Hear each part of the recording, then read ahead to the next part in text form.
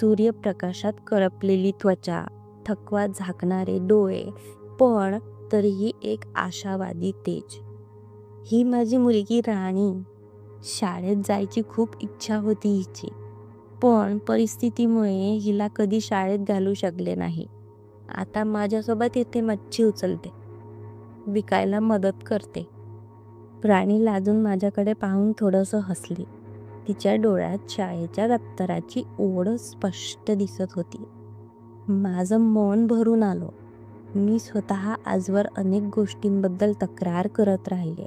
उशिराने मिळालेला चहा, ऑफिसचा ताण, ट्रॅफिकचा गराडा. पण आज पहिल्यांदाच माझ्या जगण्याच्या छोट्या छोट्या त्रासांमुळे लाज वाटली. मी विचारलं, तुझं आणि राणीचं जेवण तरी व्यवस्थित होतं का गं? ती सुनती म्हणाली, कधी होतं कधी नाही. दिवस चांगला गेला तर 4 पोळ्या आणि भाजी, नाहीतर भात आणि पाणी. पण आम्ही दोघी समाधानात आहोत, कारण अजून हार मानलेली नाही. आमचं बोलणं दादरपर्यंत आलं. ट्रेन थांबणार होती. मी तिच्याकडे पाहिलं आणि सहज विचारलं, तुझा नंबर आहे का? काही मदतीची गरज भासली तर कळव. ती लाजून म्हणाली, ताई, फोन नाही आमच्याकडे, पण दर सोमवारी मी याच ट्रेनने येते. तुम्ही भेटलाच तर पुन्हा कधीतरी. मी तिच्याकडे एक दीर्घट नजर टाकली.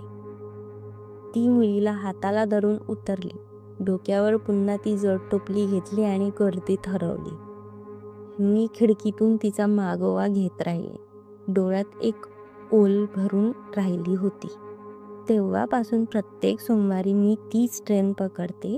ती सुमती पुन्हा भेटेल का, हाच एक विचार घेऊन.